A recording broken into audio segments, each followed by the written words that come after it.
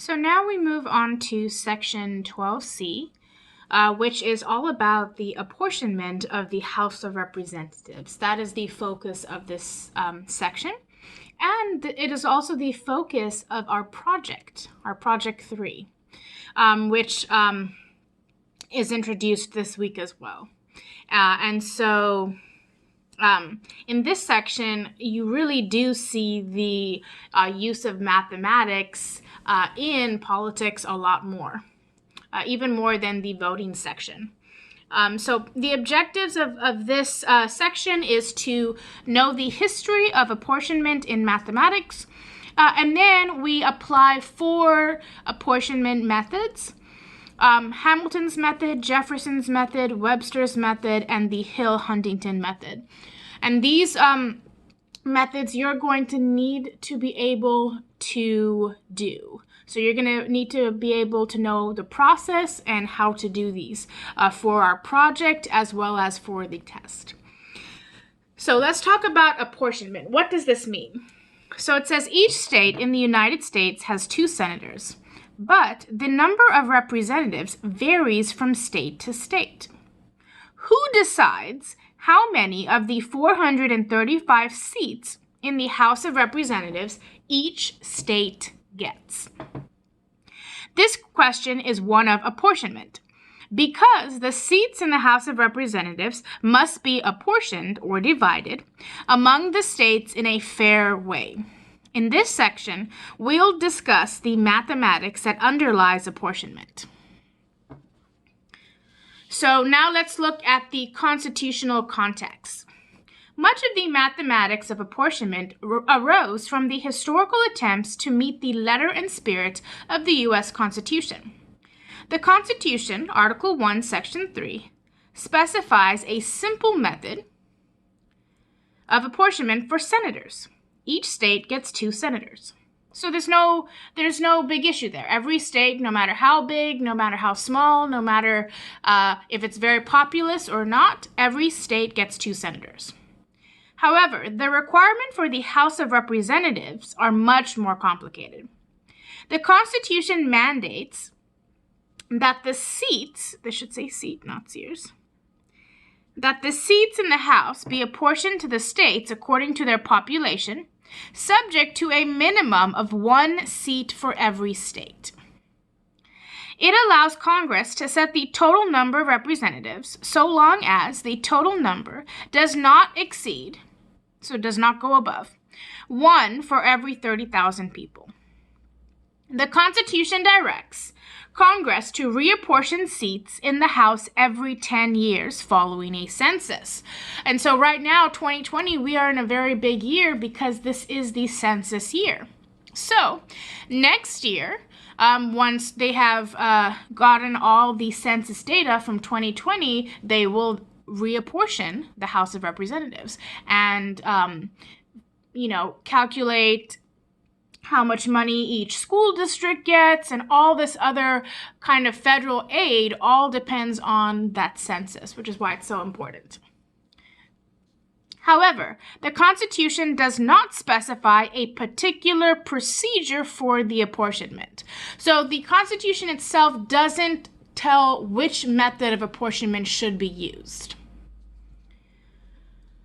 So let's look at our first example. The House has 435 representatives and is currently apportioned based on the 2010 census, which reported a U.S. population of 309 million people. On average, using the 2010 population, how many people are represented by each representative? So this is very simple. To find out how many people are represented by each representative, we just divide our total population by the number of representatives.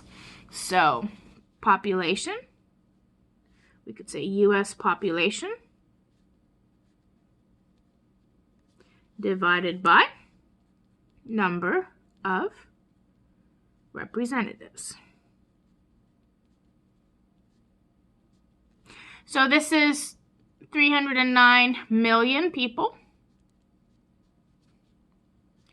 divided by how many representatives? 435. So if we divide this gives us approximately 710,000. Okay? So what this means, on average, each representative served approximately 710,000 people in 2010. Okay, so we could write that as our conclusion statement. On average, each representative served approximately 710,000 people in 2010. Now, suppose that the total number of representatives were the constitutional limit of 1 for every 30,000 people. How many representatives would there be in that case? So here we would have the population, right, the U.S. population, divided by that limit, which is 30,000 people. So if we divide this, we get 10,030. Okay? So in other words, according to the Constitution limit, it allows about 10,300 representatives, in contrast to the actual number of representatives, which is 435. Because think about it. Would anything get done in the House if there were more than 10,000 people who had to vote and decide upon bills and proposals and stuff like that?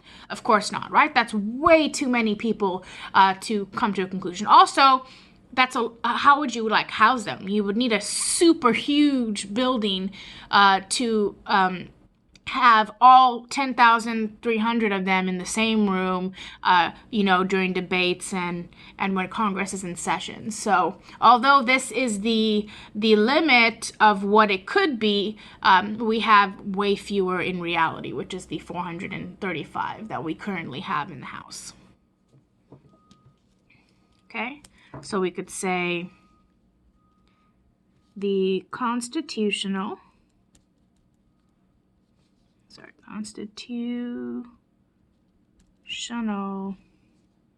limit allows more than 10,000 representatives,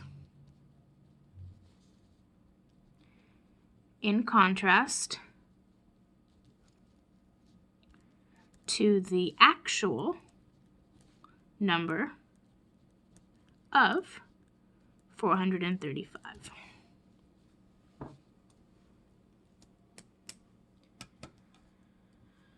All right, now we move on to the apportionment problem. The previous example shows that, using the 2010 census data, each House member represents an average of 710,000 people. Apportionment would be easy if every state's population were a simple multiple of 710,000. For example, a state with a population of 1,420,000, which is 2 times 710,000, would just get 2 representatives. Similarly, a state with a population of 7,100,000, which is 10 times this amount, would get 10 representatives. But what is the problem that ends up happening when you have numbers? If you divide by a number that is not a multiple, you get a decimal value. Now, if you're dealing with money, that's not a problem, right? Because we do have decimal values with money that represents the cents. However, if we are trying to figure out the people that are going to make up the House of Representatives, you cannot have a decimal person. You cannot have a 0.2 person. You either have a person or you don't have a person for that state. And this is where the big apportionment problem comes into. And that's why we have multiple methods that have been used to try to create a more fair way to apportion these seats in the House of Representatives. Of course, states do not have such convenient populations. For example, Rhode Island had a 2010 census population of about 1,050,000, which is about 1.5 times this amount. We might therefore say that Rhode Island is entitled to 1.5 representatives, but representatives are people and cannot be divided fractionally.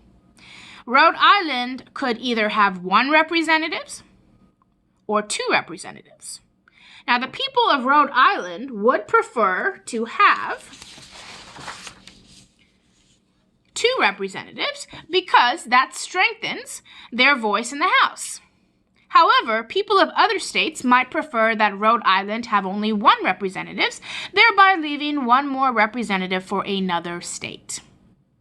In essence, the apportionment problem deals with finding a systematic way of deciding whether Rhode Island gets 1 or 2 representatives. The system must be as fair as possible to all states, while also ensuring that precisely 435 House seats are awarded in total. So, when we begin the apportionment problem, we need to understand 2 important concepts. One is called the standard divisor, and one is called the standard quota. All right, pretty easy to calculate both of them. So the standard divisor is the average number of people per seat in the House of Representatives for the entire population of the United States. So, to find the standard divisor, you take the total population on the top, and then you divide it by how many seats. Okay? So, the apportionment problem is not only for the House of Representatives, right? It can happen anytime you have a fixed number of candidates, say, and you have a population that is being related to those candidates, right? So it could be population with number of seats, or it could be like a school district with how many students they have, in regards to how many teachers they have, etc. So we take the U.S. population and then we divide it by the number of seats. That gives us our standard divisor. Now, to find the standard quota for a state is the number of seats it would be entitled to if fractional seats were allowed. So, to find the standard quota, you simply take each individual state's population and divide it by the standard divisor. So, in 2010, the census found populations of 989,000 for Montana and 564,000 for Wyoming. Using these census populations, find the standard quota for each state. The 2010 apportionment left each of these states with the constitutional minimum of 1 representative. Compare their standard quotas to their actual representatives. Okay, so let's find out what our standard quota would be. So what is the standard divisor? Well, we found that in the previous page, right? We took the U.S. population, which was 309 million. We divided it by the number of seats in the House, which is 435, and we got approximately 710,000. So for this case, since we're dealing with the House, using the 2010 census, our standard divisor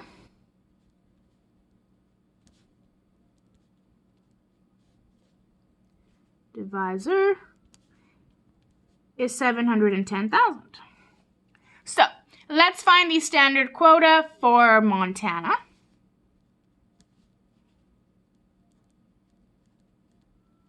All right. So, the state population goes in the numerator.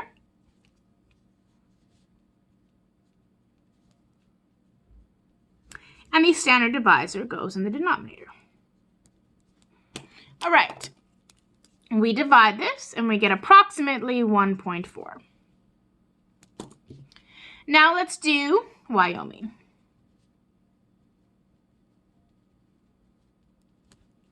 So the population of Wyoming goes in the numerator, so 564,000.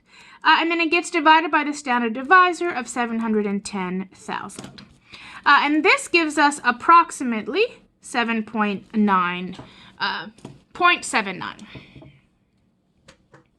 So, what does this mean? This means that if fractional seats were allowed, Montana would get about 1.4 seats, and Wyoming would get 0.79.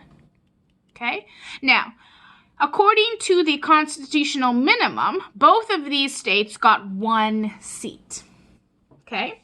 So, by getting 1 seat, how does this compare to their actual representatives and their standard quota? Okay? So, we could say Montana's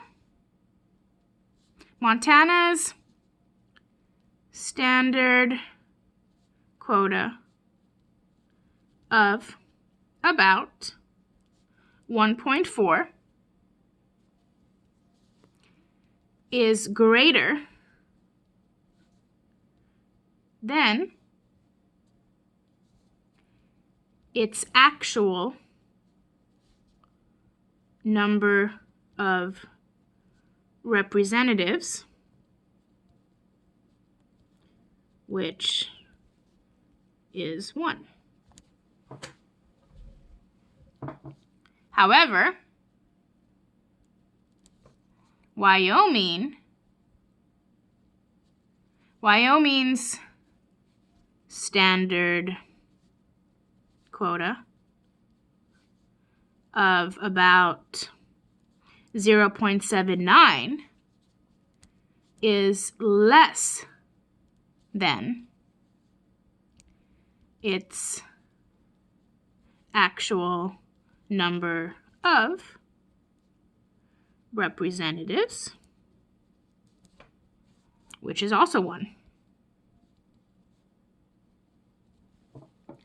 So in this case,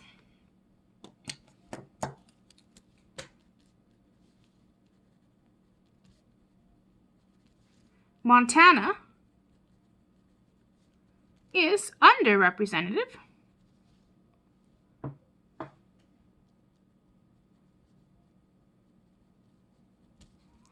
and Wyoming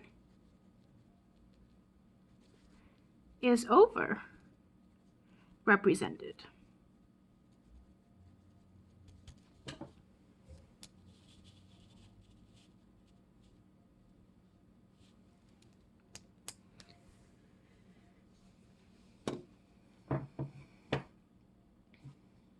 All right, let's look at number 3. A small school district is reapportioning its 14 elementary teachers amongst its 3 elementary schools, which have the following enrollments: Washington Elementary, which has 197 students, Lincoln Elementary, which has 106 students, and Roosevelt Elementary, which has 145 students. Find the standard quota of teachers for each school. So, in order to find the standard quota, we have to know what the standard divisor is first. So, let's find the standard divisor. All right, so the standard divisor is a fraction. On the top, in this case, will be total students. And on the bottom will be the number of teachers. Number of teachers. All right, so let's see. If we add up all these students, we get 448. And then we divide it by how many teachers?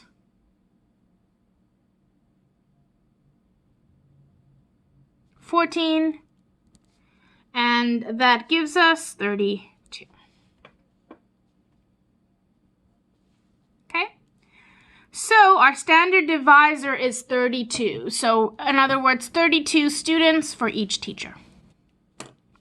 Now to find the standard quota. So first let's complete the enrollment. So in Washington, we had 197. In Lincoln, we had 106. Roosevelt, we had 145 for a total of 448 students. Now to find the standard quota. So in order to do that, we take our number of students and we divide it by the standard divisor. So 197 divided by 32. Okay?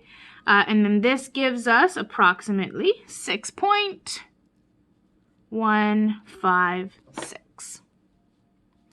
All right, moving on to Lincoln, we would have 106 divided by 32. And that gives us approximately 3.313.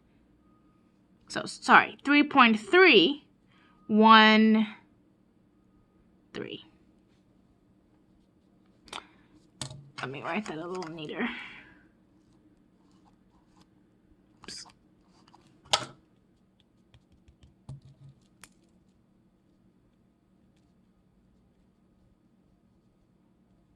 All right, Roosevelt, 145 divided by 32, which gives us approximately 4.531.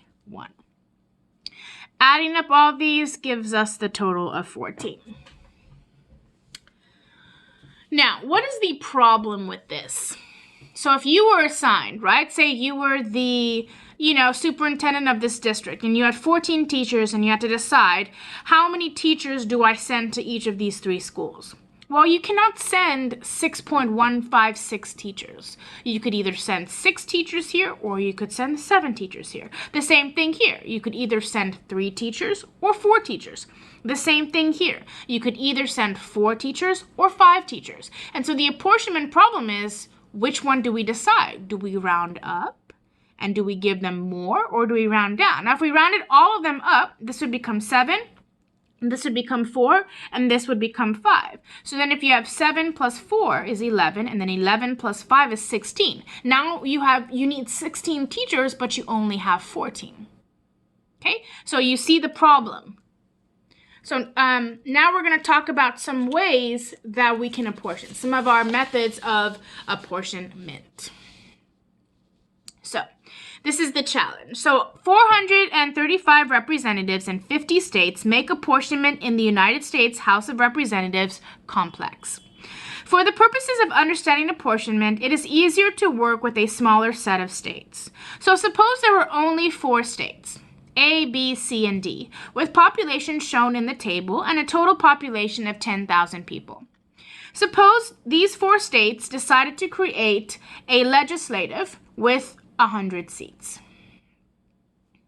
Okay, so here you have the populations, and then you have the standard quota. And then here it says the total population is 10,000 and the standard divisor is 100. And remember, how do you find the standard divisor? You take the total population and you divide it by the number of seats. So if you have 10,000 divided by 100 gives you 100. Okay, so that's why we have a standard divisor. This is the standard divisor.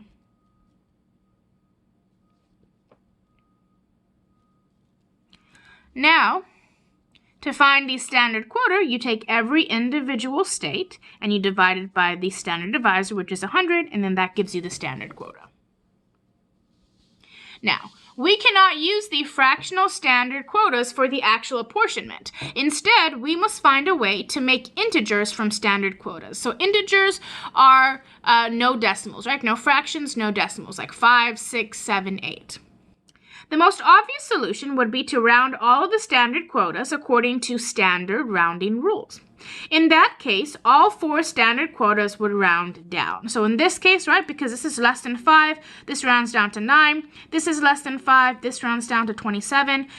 0 obviously is less than 5, this rounds down to 26. This is less than 5, rounds down to 37.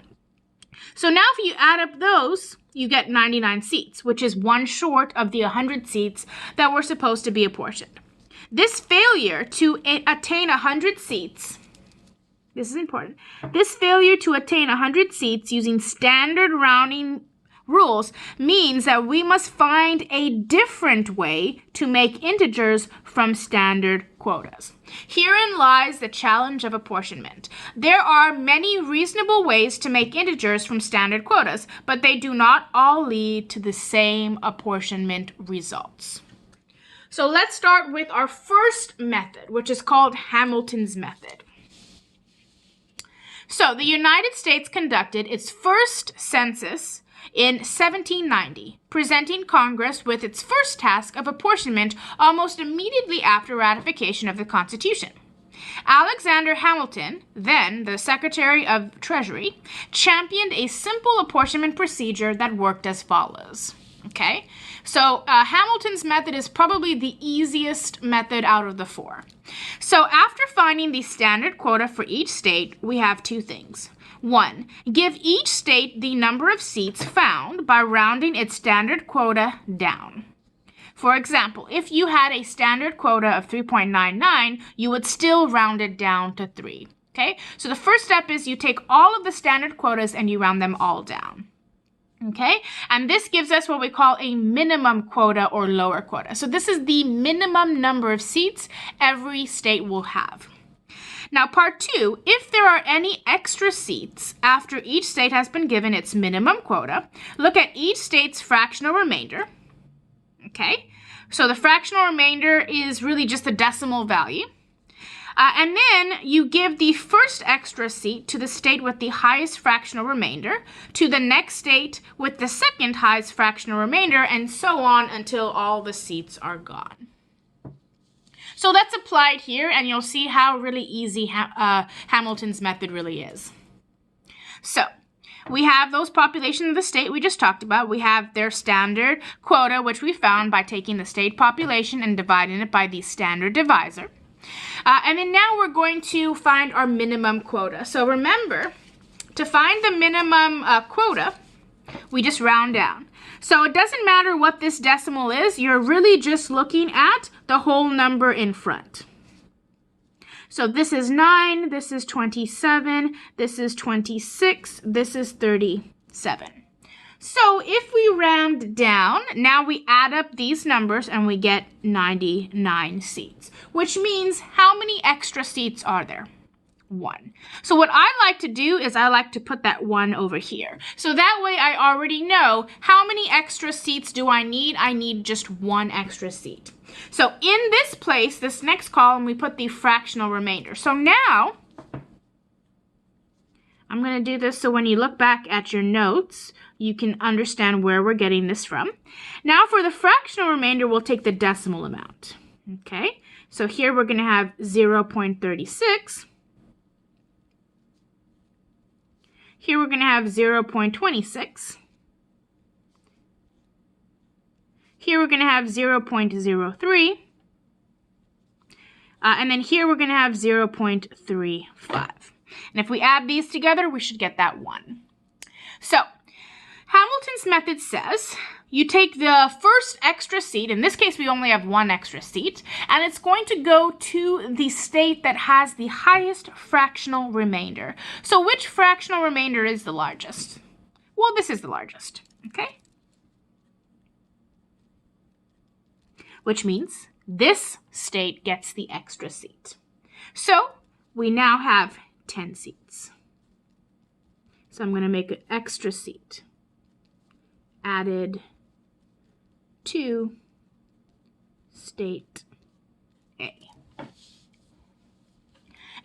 all the others stay the same. So this is still 27, this is still 26, and this is still 37. And now when we add up all these states, we get exactly 100.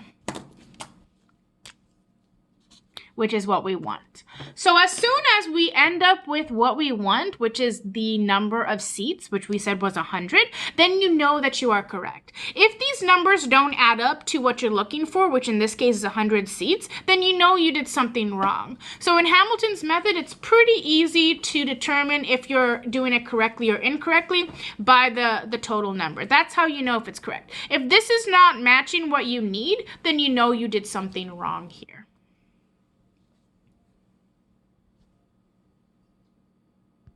All right, so now we apply Hamilton's method to determine the apportionment of teachers among the schools in problem 3. So in the previous problem where we discovered the fractional amount of teachers that would need to go to each school. So here it's presented here.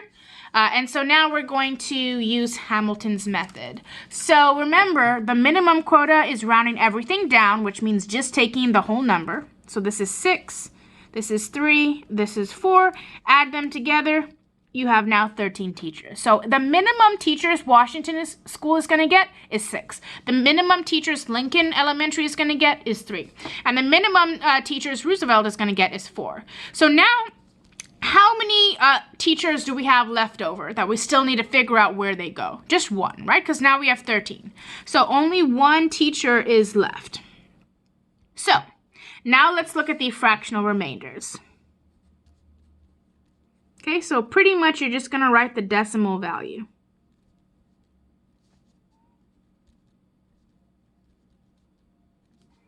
Okay, and if you add those up together, you should get 1. Or something very close to 1. So now we only have one extra teacher. So which of these 3 elementaries gets that extra teacher? So Hamilton's method says whichever place has the highest decimal, they get the extra seat. So which is the largest decimal? This one is largest. So instead of getting 4 teachers, Roosevelt gets 5 teachers, and all the other schools stay with their minimum. So now if you added 6 plus 3 is 9, and 9 plus 5 is 14, which means you are done. Now you have divided those 14 teachers in as fair way as you can using Hamilton's method. All right. Now this I thought was very interesting, so I put it in for a little bit of history connecting to it. The first presidential veto. Hamilton's method is simple and appears reasonably fair.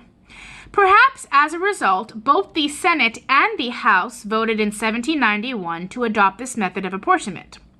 However, recall that for a bill to become law, it must not only be passed by the Senate and the House, but it must also be signed by the President. If the President vetoes a bill, supermajority votes of 2/3, which is about 66.7%, of both the House and Senate members are needed to override the veto. In 1792, the bill authorizing Hamilton's method received the first presidential veto in the history of the United States. In his veto message of April 5, 1792, President George Washington wrote, I have maturely considered the act passed by the 2 houses entitled, An Act for an Apportionment of the Representatives among the Several States according to the first enumeration. And I return it to your house wherein it originated with the following objections. First, the Constitution has prescribed that representatives shall be apportioned among the several states according to their respective numbers, and there is no one apportion or divisor which, applied to the respective numbers of the states, will yield the number and allotment of representatives proposed by the bill. Second, the Constitution has also provided that the number of representatives shall not exceed 1 for every 30,000, which restriction is by the context and by fair and obvious construction to be applied to the separate and respective members of the states. And the bill has allotted to 8 of the states more than 1 for every 30,000. Congress was unable to override the veto and instead passed a bill authorizing a different apportionment method proposed by Thomas Jefferson, who was then the Secretary of State. Which leads us actually to our second method, which is Jefferson's method. Okay, but before we move on to Jefferson's method, let's discuss a little bit more the fairness issues with Hamilton's method. So although Hamilton's method did not become law at the time it was proposed, it was reintroduced and adopted as the apportionment procedure in 1850 and remained in use until 1900. During this time, several problems with Hamilton's method emerged. The most famous is called the Alabama paradox. After the 1880 census, the chief clerk of the census office, C.W. Seton, used Hamilton's method to compute apportionments for various possible house sizes. Unlike today, in those days, the house size often changed with each apportionment. He discovered that Alabama would get 8 seats in a House of 299 representatives, but only 7 seats in a House of 300 representatives. Hence, the Alabama paradox occurs when the total number of available seats increases, yet one state or more loses a seat as a result. Further study of Hamilton's method led to the discovery of 2 other paradoxes. The population paradox was discovered around 1900 when it was found that Hamilton's method would award a seat to Maine at Virginia's expense, even though Virginia was growing much faster than Maine. Then the third paradox is called the New States paradox, which was discovered in 1907 when Oklahoma became the 46th state in the United States. Because it was not yet time for reapportionment, Congress decided to add new seats for Oklahoma. Based on its population, Oklahoma was clearly entitled to 5 seats. So Congress increased the number of seats in the House from 386 to 391. Surprisingly, calculations with Hamilton's method showed that the addition of Oklahoma's 5 seats would have caused New York to lose a seat, while Maine gained one. Hence, we have the New States paradox when additional seats are added to accommodate a new state, and the apportionment for one or more states changes as a result. And these issues ended up leading to the abandonment of Hamilton's method.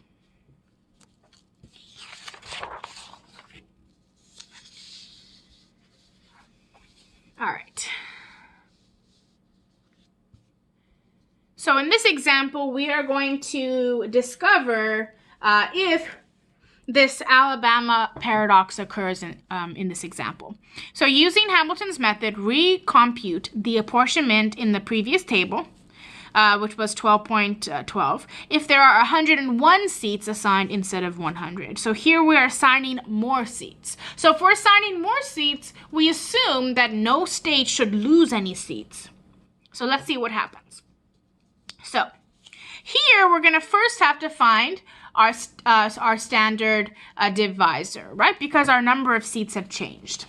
So our standard divisor will be our total population, which in this case is 10,000, and our seats, which is 101. So if we divide this, we get approximately 99.0099. Okay, so in this case, we do want to keep quite a few decimals there to be more accurate. Okay, and so now we have our population, and we need to find the standard quota for each of these states. So to find the standard quota, we take our 936 and we divide it by 99.0099, which gives us approximately 9.4536. Okay, and then we do the same thing for the other one. So then this ends up giving us 27.5326. Dividing this, we end up with 26.2903. Dividing this one, we get 37.7235. Now, adding up each of the standard quotas, we should get that 101 seats. Okay, so using Hamilton's method, we find the minimum quota first, round everything down. So this is 9, this is 27, this is 26, and this is 37. So if we add them all together, we now have 99. So how many extra seats do we have? Well, we have 2 because what we are supposed to have is 101 seats. Right now we only have 99 seats, so I put my 2 here. So now let's write the fractional remainder. So this will be 0.4536, 0.5326, 0.2903, and 7235. Okay, and so in Hamilton's method, whichever seat, the extra seats are going to go to the largest fractional remainder. So we start with our first. This is the largest. So let me just put here, largest. So they're going to get an extra seat. So it's going to go from 37 to 38. But that's only 1 extra seat. We have 2 extra seats. So now I go to the second largest decimal, which is this one. So this is second largest. So the 27 becomes 28.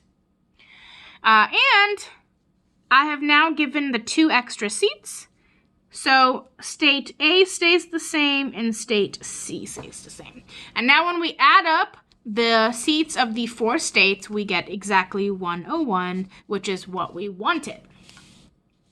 Now the question is, does the Alabama paradox occur? And the answer is yes. Because if we look at our previous example, see, state A actually had 10 seats. But here, even though the total seats increased from 100 to 101, Alabama actually lost a seat. So this is, in this case, state A lost the seat, right? Which is what ended up happening to Alabama, which is why it was called the Alabama paradox. Okay, so to summarize, we could say, yes, the Alabama paradox occurs because although the total number of seats increased, so it went from 100 to 101, state A's seats decreased. And that went from 10 to 9. Okay, so this example shows you the Alabama paradox occurring. All right, now let's move on to Jefferson's method. Okay, so Jefferson's method is quite a bit more complicated than Hamilton's method. So by finding the standard divisor, standard quotas, and minimum quotas as in Hamilton's method. Okay, so you start off the same exact way. Okay, if there are no extra seats after each state has been given its minimum quota, then the apportionment is complete. If there are extra seats, start the computations over as follows. Choose a modified divisor that is lower, and this is very important, than the standard divisor. Use it to compute the modified quotas by dividing state populations by the modified divisor. Round the modified quotas down. So here, we're still rounding everything down to find a new set of minimum quotas. If there are just enough seats with the new minimum quotas, the apportionment is complete. Otherwise, do the following. If there are still extra seats with the new minimum quota, start again with a lower modified divisor.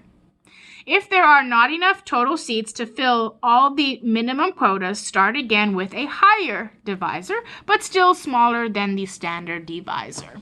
Okay, so the point of Jefferson's method is like a guess and check. We are trying to find a modified divisor that when we round down, we get the exact amount of seats. So it's different from Hamilton's method because here we round everything down and then we start adding extra seats until we get our total.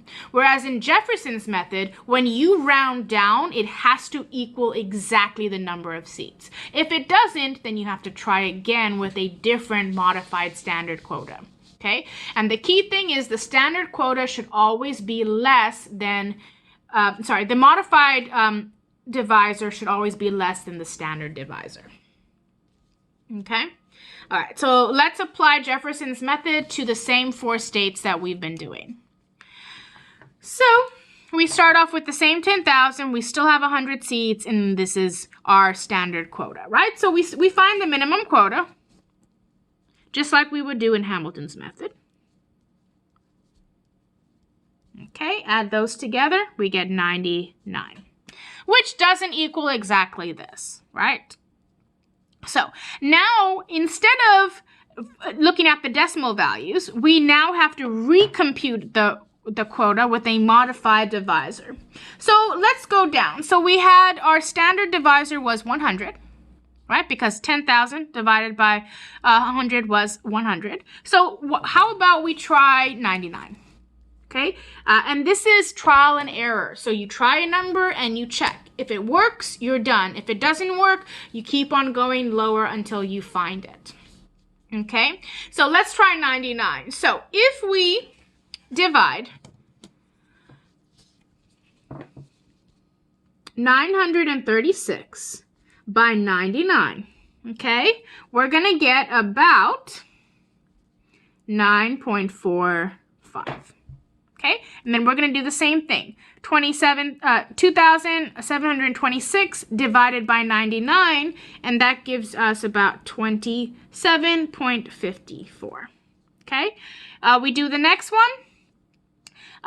2,603 divided by 99, and that gives us about 26.29. And then 3,735 gets divided by 99, and then that gives us 37.73. All right, if we add up all these numbers together, we end up with 101.1. Now, this doesn't matter. This total doesn't really matter at all, because remember, in Jefferson's method, we're rounding everything down to get an exact value. Okay, so now let's find out. Now, when you are doing Jefferson's method, the decimals you round this to are not that important, because it doesn't matter. This could be 9.99. We would still round it down to 9. Okay, whereas in Hamilton's, you do want to be a little bit more exact, because if this was like 0.45 and this was like 0.46, then this one would be larger. So we do have to compare the decimals in this method, so you probably want to give a couple more decimal values, whereas in Jefferson's method, we're not comparing the decimals at all. We're rounding everything down. So you don't have to give that many decimal places. All right, so this one will round down to 9. This one will round down to 27, this will round down to 26, and this will round down to 37. And then now if we add them up together, what do we end up having? Well, if you notice, nothing changed. It stayed exactly the same as our original minimum quota, which was 99. So what does this mean? This means that we have to go again, that a modified divisor of 99 still doesn't work. Okay, so we're going to have to go lower. So let's try 98. Okay. All right, let's try 98. All right, so now we're going to still take the states. Right? Which this one, remember, was 900. This is I'm going to put states. Population, so we don't have to keep turning back. And then this one was 2,726. This one was 2,603. And then this one was 3,735. So if we now divide the state population by our modified divisor, we end up here getting 9.55. 27.82, 26.56, and 38.11, which if we add together gives us 102.04. And remember, this doesn't matter because what matters is the actual minimum quota that has to equal exactly 100. So here, remember, with Jefferson's method, you just round everything down. It doesn't matter what the decimals are. So this will be 9, this will be 27, this will be 26, and this will be 38. So if you add 9 plus 27 plus 26 plus 38, guess what? You get exactly 100, which means you are done. Okay, so in Jefferson's method, it's a lot more work than Hamilton's because it's trial and error. You have to keep on trying a modified divisor over and over until you get the exact minimum that you want. So sometimes it just takes 1 or 2 tries. It may take you a couple more tries. This is the part where you have to go by trial or error. Okay, now here comes the same question that we asked in Hamilton's method. Is Jefferson's method fair? Mathematicians have studied these methods carefully.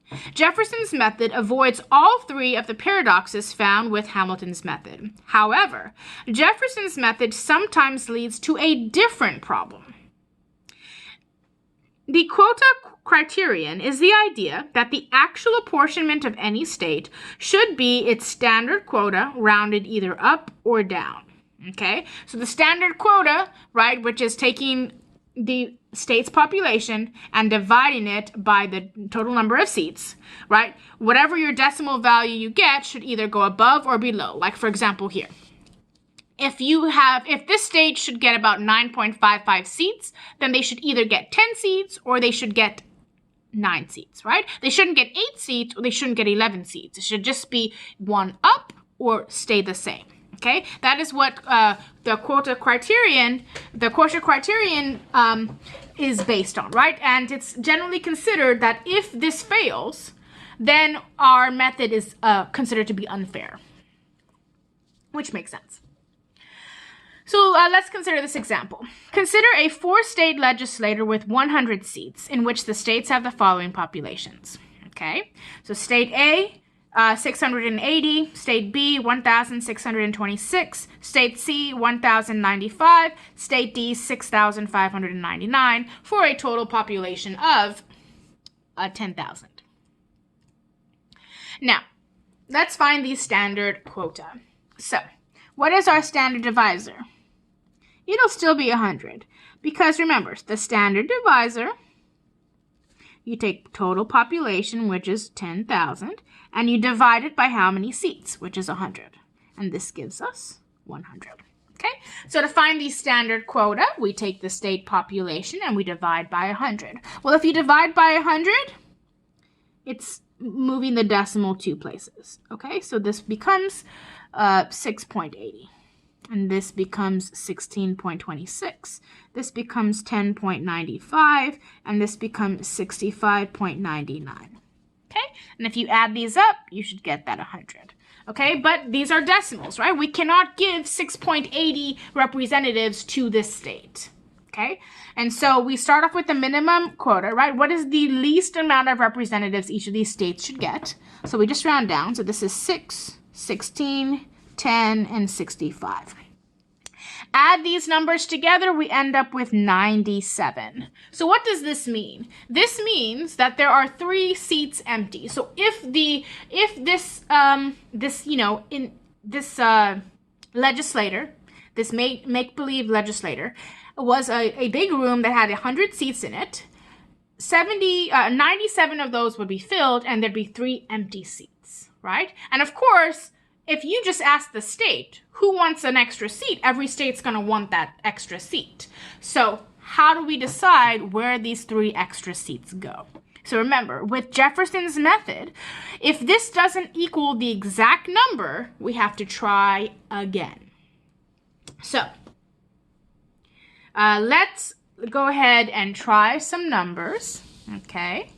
And so here I've already tried various numbers.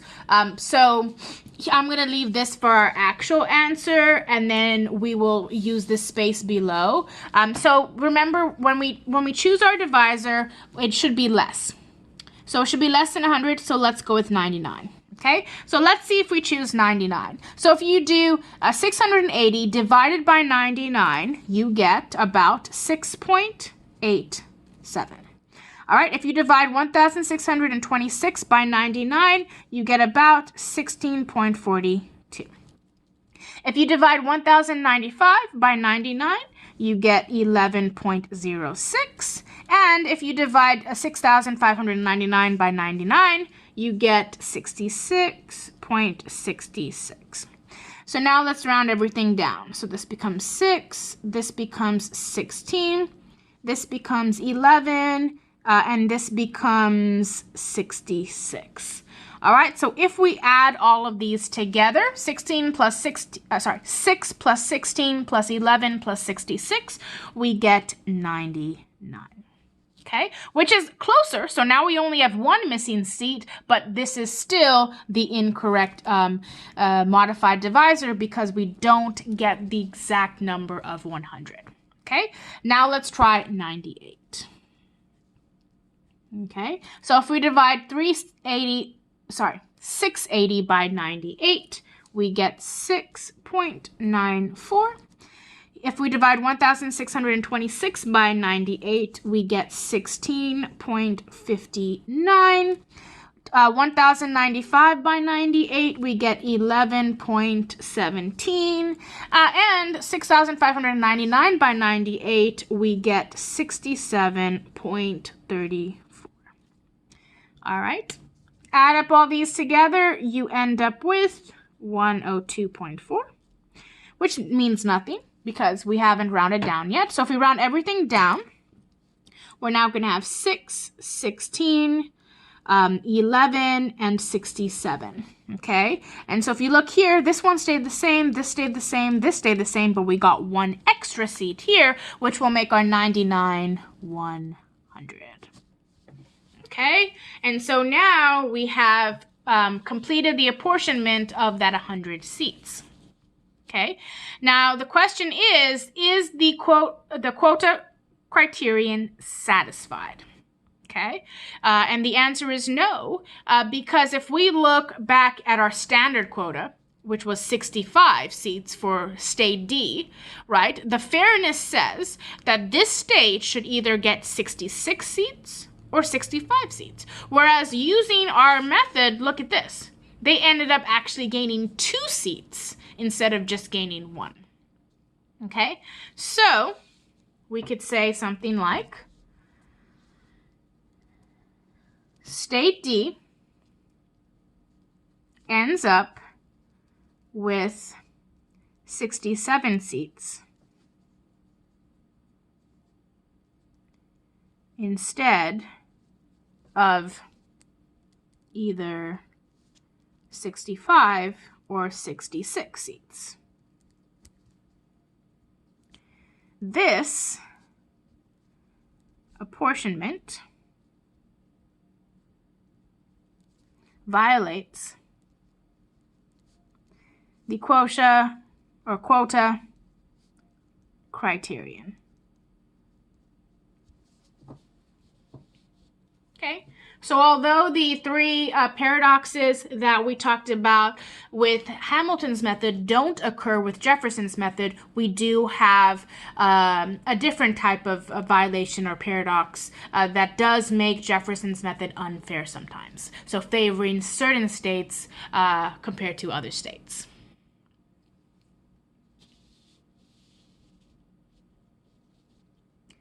All right, let's talk about our third method, which is called Webster's method. So the famous senator and orator Daniel Webster of Massachusetts proposed a variation on Jefferson's method. Webster's method was adopted for the apportionment following the 1840 census. It was then abandoned in favor of Hamilton's method in 1850, but then was resurrected in 1900. Webster's method remained in use until 1940. Webster's method is similar to Jefferson's method with one exception. So it's very, very similar. The only exception is this.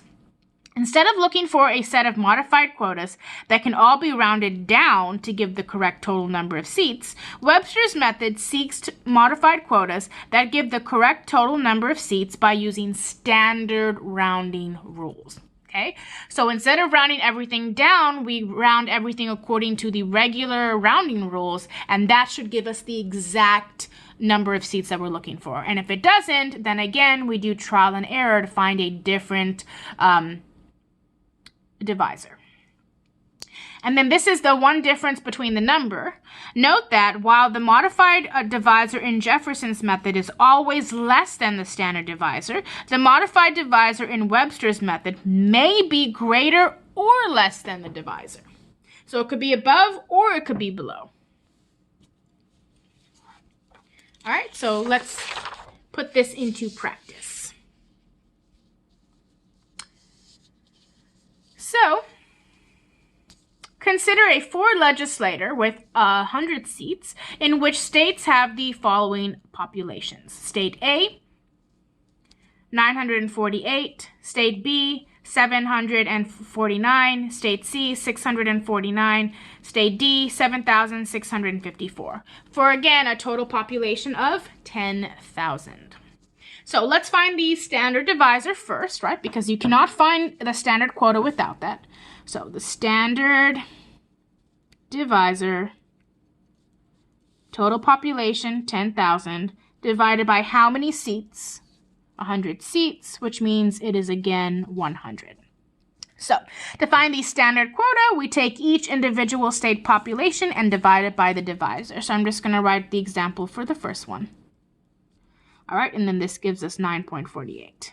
This will give us 7.49, 6.49, 76.54 to add up to a total of 100. Okay, now we find the minimum quota. Okay, so the minimum rounds everything down. So 9, 7, 6, and 76. Add that together and we get 98. Okay, and so the first part you do for all the methods, right? And then at this point where you see, oh, we have extra seats, then according to the methods, you do different things. So here we see we need 2 extra seats to fill, okay? And so we're gonna try modified divisor. So let's go ahead and try 99.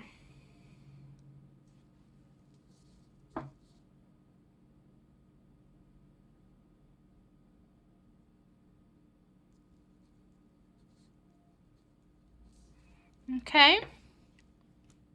So, in this case here, we take our state population, which is 948, and we divide it by 99, okay? And if we round that, that gives us about 9.58. All right, then we take our population of 749, and we divide it by 99. And then that gives us about 7.57. Then we do 649 divided by 99, and then that gives you 6. And then 7,654 divided by 99, and then that gives you 77.31. Okay. So let's add these together. You have 9.58 plus 7.57 plus 6.56 plus 77.31, and that gives us 101.02. All right. So now, according to Webster's method, we round according to the rules, okay? Which means we have to look at this. So, this is 5 or greater, which means the 9 rounds to a 10. This is 5 or greater, so the 7 rounds to an 8. This is 5 or greater, so the 6 rounds to a 7. This is less than 5, so this stays 77. Okay, so now if we add these together, you have 10 plus 8 plus 7 plus 77. And that gives you 102, which is now too many states. Too many seats. Okay. So now let's go one lower. Let's try 98. Okay. So if we try 98, we're going to divide 948 by 98, and then that will give us 9.67 about, 7.64, 6.62, and 78.10. Okay, now if we add up these together, you have 9.67 plus 7.64 plus 6.62 plus 78.10. And you end up with 102.3. All right. Now let's see what happens. And so here we end up seeing this one, right? Again, we're rounding according to the regular rules. So this will round to 10, this will round to 8, this will round to 7, and then this will round to 78. And so now we have 103. Okay, and so what is this telling you, right? This is telling you we're going the wrong direction. We tried 99 and we got a higher number, and we tried 98 and we got a higher number, which means if I keep on going lower, I'm going to get a bigger and bigger number. This tells me that I need to actually have a higher number. So I know it cannot be 100 because 100 gave us 98. Okay, and so what I need to look for is a number that is bigger than 98, that is bigger than 99, but less than 100. So some number between 99 and 100. Okay, so after trial and error, we find 99.85. Okay, and so now you're going to divide 948 by our modified divisor of 99.85. Okay, and then this is going to give us, use this, 9.49, 7.50, 6.49, and 76.65, which gives you 113. Now we round according to the rules. So according to the rules, we look at the first decimal spot. So this is less than 5, so this stays 9. This is 5 or greater, so this becomes 8. This is less than 5, so this stays 6. This is more, so this goes to 77. Now, add up them together. So add up 9 plus 8 plus 6 plus 77, and you get exactly 100. Okay, so again, it is a trial and error. You keep on trying. Now, if you're going lower and lower, and the number of seats is getting like higher and higher and higher, over the amount of seats you actually have, then you know you're going the wrong direction and you need to start dividing by a larger number. Okay, so this is that trial and error basis. You have to keep on trying until you find the number that works exactly. Okay, so this is Webster's method, almost identical to Jefferson's. There's two main differences. One is that we round according to the regular rounding rules, and two is that the modified divisor can either be bigger than the standard divisor or smaller. All right, let's look at the last method, which is called the Hill-Huntington method. Okay, so in 1911, Joseph Hill, who served as chief statistician of the Census Bureau, proposed an alternative apportionment method that was further developed by Harvard mathematician Edward Huntington. Their method of apportionment, called the Hill-Huntington method, replaced Webster's method in 1914 1941 and remains in use today. So, if you're wondering what method is used to calculate our current apportionment, this is the method, Hill-Huntington method. Okay? As is often the case in politics, adoption of the Hill-Huntington method was based at least as much on political calculations as on fairness issues. When working on the 1941 apportionment, based on the 1940 census, Congress found that Webster's method would have given one extra seat to Michigan, which tended to vote Republican, while the Hill-Huntington method gave the seat to Arkansas, which tended to vote Democratic. Because Democrats had a majority in Congress, they voted to use the Hill-Huntington method, thereby giving the extra seat to Democratic-leaning Arkansas. President Roosevelt, who was also a Democrat, signed the bill into law. The Hill-Huntington method is almost identical to Webster's method, except it uses a different rule to decide whether the modified quotas should be rounded up or down. Okay? And so Jefferson's, Webster's, and Hill-Huntington, all of them have a modified divisor. Okay? But the way that we round to get the exact number of seats is different. So in Jefferson's, we always rounded down. In Webster's, we rounded according to the regular rounding rules. And in Hill-Huntington, we rounded according to what's called the geometric mean. Okay? This is different from the arithmetic mean that we did in sections 6A and 6B. Okay, the arithmetic mean is when you add up all those numbers and you divide by how many they are, right? The average. The geometric mean is found differently. Okay?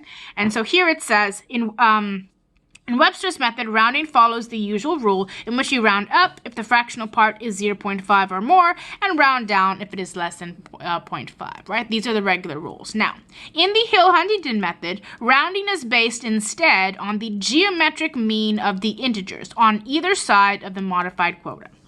If the modified quota is less than the geometric mean of the two nearest integers, it gets rounded down. If it is more than the geometric mean, it gets rounded up. Okay, so that's how we determine how we round our values. Now, the definition, the geometric mean of any two numbers, x and y, is the square root of x times y. The more familiar mean, which is x plus y divided by 2, is called the arithmetic mean. In general, we assume the mean is arithmetic mean unless told otherwise. Okay? So in this case, we are using the geometric mean. We are not using the arithmetic mean. So for example, suppose a state has a modified quota of 2.47, which could potentially round either to a 2 or a 3. Under the Hill-Huntington's method, we first find the geometric mean of 2 and 3, which is, so remember, to find the geometric mean, you take the two numbers, so the number that it is and the number that it could be above, you multiply them, and then you take the square root. Okay? And this gives you approximately 2.45. So because the modified quota, right, so this is what we have, and we're comparing it to this. So because this is greater than the geometric mean, we round up to 3. Now, for example, if our modified quota was like 2.40, then it would be less than the geometric mean, so we would round it down. So now, in our last example, we are going to apply the Hill-Huntington method to the previous example that we just found, Webster's method. Okay, so we have our 4 states with their populations, and let's see what our standard quota is. So here, right, our standard divisor is still 100 because we still have 10,000 population and we have 100 seats because we're doing the same example. So we know that the seats are 100. Okay, so if we divide this, each of these by 100, we get that standard quota. Okay, and then we get our minimum quota by rounding, by really just getting the lowest number of seats possible for these states. Okay, add that together, we get 98. Okay, so you always do the first 3 steps for every method. Now, as you can see, this is not equal to 100. We are still missing 2 seats, which means we can no longer use the standard divisor of 100. Okay, and so here we're going to have to look for a different modified divisor. Okay, so let's try 99. Let's try lower. Okay, and in the Hill-Huntington method, because it's almost exactly like Webster's, you could have a modified divisor that is greater than the standard divisor or less than. It could be either. So I always try the less than first. Okay, so let's say 99. Okay, so if we divide this state by 99, we get 9.58. Here we get 7.57. Here we get 6.56. And then here we get 77.31. Okay? Now, let's add these together just for our total. So we have 9.58 plus 7.57 plus 6.56 plus 77.31, and then that gives us 101.02. All right. Now, before we can figure out how we're going to round these numbers, we need to find the geometric mean, okay? And so the geometric mean is the square root of this number and the number above it, which is 10, okay? The square root here will be this number times the number above it, which is 8. The square root here will be this number multiplied by the number above it, and then this one will be the same number multiplied by the number above it. All right? So this gives us approximately 9.486. This gives us approximately 7.483. This gives us approximately 6.481, and then this one gives us approximately 77.498. Okay, and no need to put anything in this part because that wouldn't make sense to try to add these up. Now, what is the rounded quota, right? And so here we're going to make that comparison. And so we look at our modified quota and we look at this one. Now, is this bigger than this? Yes. So we're going to round up. So I'm just going to do this up. So this becomes 10. All right, moving on to the next one. Is 7.57 bigger than 7.483? Yes, again. So this will also round up. So this 7 becomes an 8. All right. What about 6.56 compared to 6.481?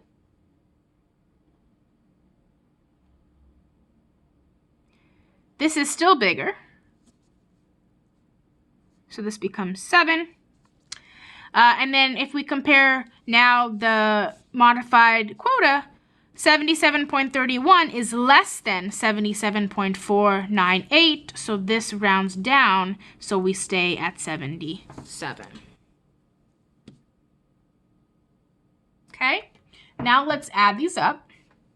So 10 plus 8 plus 7 plus 77. Okay, and what do we end up getting? 102. Okay, now this is too high, right? I'll make that note here. Too high. Okay, it's too high. So what does this mean? This means we're looking for a number bigger than 99. Okay, because we ended up giving too many seats, which means we need a bigger divisor. So instead of going down to 98, because you could try 98, but you're going to see that if we try 98, this number is going to start getting bigger and bigger and bigger, but we only have 100 seats. So clearly, you cannot be apportioning 102 seats if you only have 100 seats. Okay, so here we're going to have to choose a number bigger than 99, and remember, it could even be bigger than the standard divisor. So after some trial and error, we find that if we use 100.06, it will work out very nicely. So if we divide each of the states' population by this new divisor, we get 9.47, 7.49, 6.49, and 76.49. Okay, add those up, we end up with 99.94. And this gives us a little bit of hope because you see we're actually super close to the value of 100.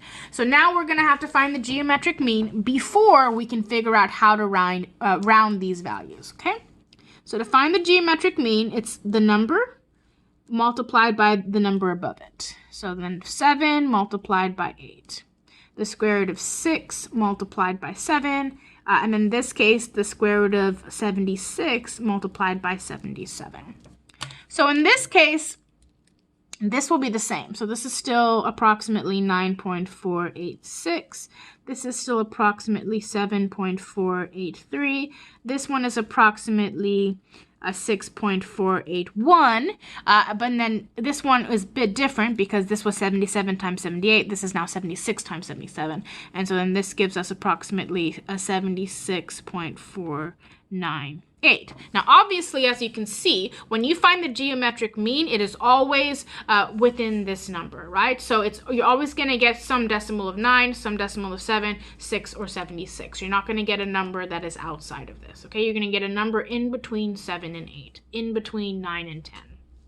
So, again, we don't need to do a total here because that doesn't make sense in this case. All right, so now let's round according to the rule, right? So let's look at our modified quota and let's look at our geometric mean. So 9.47, is this bigger than this? No, it's not. So since it's not bigger, we round down. All right. 7.49, is this bigger than 7.483? Yes, it is. So rounds up. So the 7 becomes an 8. All right, 6.49. Is this bigger than 6.481? Yes. So this rounds up as well to a 7. And then finally, we have 76.49, and then we have 76.498. So this is smaller than this, which means we round down to 76. So now if you add 9 plus 8 plus 7 plus 76, you get 100, which is exactly what we were looking for. Okay, so using these methods, you have to do a bit of practice, right? You have to understand before you even try to, do the actual computations, you need to understand the concept.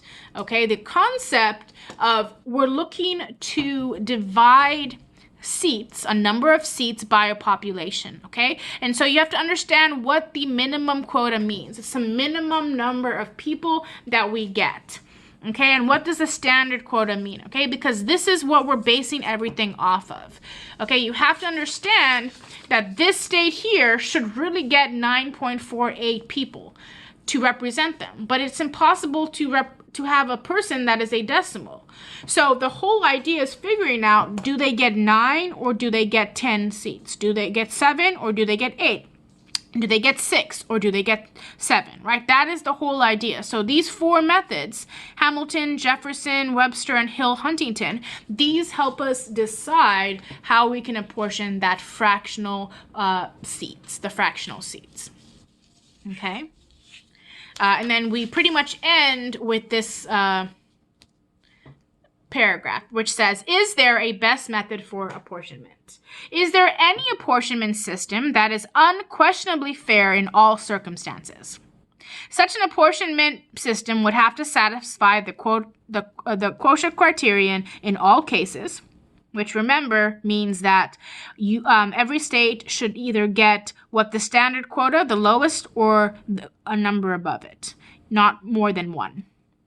So if they get like 9.5 is their standard quota, they either have 9 seats or they have 10 seats. They cannot go down to like 7 seats or gain a lot of seats like 11 seats.